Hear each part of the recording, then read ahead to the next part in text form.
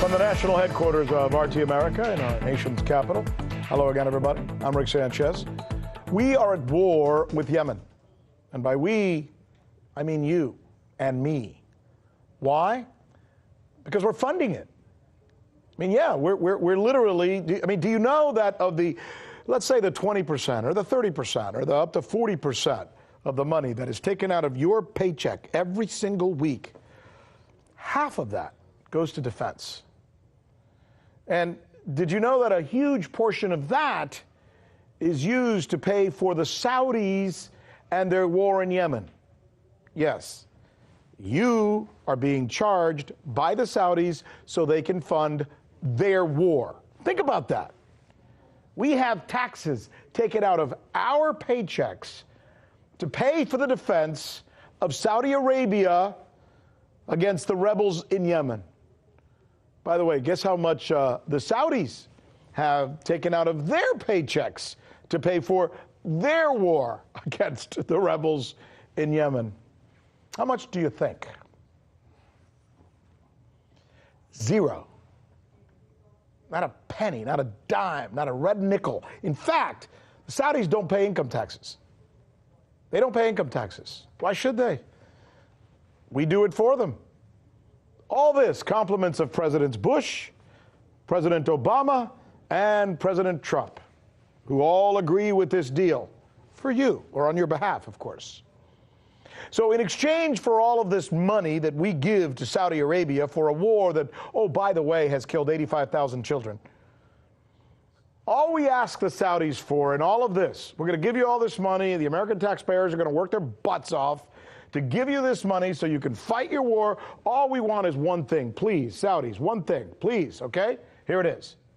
Please don't let any of that money that we're giving you fall into the hands of Al-Qaeda. Please? Don't transfer it to them.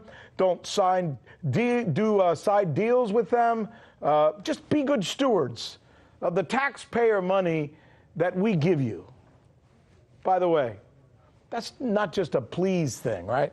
Oh, pretty please, Saudis, you know, don't give the money to Al-Qaeda. No. There's an actual binding and legal coalition agreement signed between the United States and the Saudis that outlines this and asks them not to do this. So, as you might expect, where do you think our military equipment that you pay for with your taxes is ending up? Al-Qaeda. Son of a gun. Watch this report, filed yesterday by CNN, who, to their credit, got a reporter inside of Yemen to show us this. Shells of millions of dollars worth of abandoned American armored vehicles litter the road. Welcome to Yemen, where weaponry made in America is sold, stolen, and abandoned, and making its way into the wrong hands. Into the wrong hands. Yep, Al-Qaeda is what she means. Al-Qaeda. Props to CNN, by the way, for getting this reporter inside Yemen to reveal this truth, and she goes on. Well done. But in actuality, they're about 5 months too late. See, back in August, both the Associated Press and this network, RT, were first to reveal that this was actually happening, that Al-Qaeda was being equipped, funded indirectly with U.S. tax dollars, thanks to the Saudis. Here's RT America's Dan Cohen. This report that I'm going to show you is from August 6th of last year. The coalition has actually cut deals with Al-Qaeda, allowing them to evacuate unharmed with weapons, equipment, and large sums of money. Under one deal arranged by the United Arab Emirates, Al-Qaeda fighters received thousands of dollars, and some were actually enlisted to fight in a militia funded by the United Arab Emirates, a key ally of the United States. And it's an arrangement that's existed since the spring of 2016 under the Obama administration, and it's continued under the Trump administration, so it's a bipartisan affair. You know, wars seem to make strange bedfellows, and man, none stranger than the fact that we, the United States of America, attacked on 9/11 by Al-Qaeda, are now arming Al-Qaeda. This is the news with Rick Sanchez, where we do believe it really is time to do news again. Yeoman's work there, reporting to us from the State Department. The gentleman you're looking at now is a former Pentagon official. Michael Maloof is good enough to join us now. It's funny, during Dan's report, Michael looked over at me and said, do you know who's a member of that global organization to defeat ISIS? Go ahead, tell him. It's Saudi Arabia. Saudi Arabia. who helped, and the UAE, who helped create ISIS, who helped create Al-Qaeda, who provided the financing, who provided the logistics, and who also assisted in working through Jordan, along with CIA, and funneling arms, tow missiles that went in through Turkey into Syria for the benefit of ISIS. Let me point out one other thing, or a few other things. Yeah, no, I can tell you came with notes. You're loaded for bear, as they say. Well, this story pisses you off. It should. It should make every single American who's watching this report right now angry. And this happened on my watch. Yeah. And we tried everything possible to stop this. When you were at the Pentagon? When I was at the Pentagon. Yeah.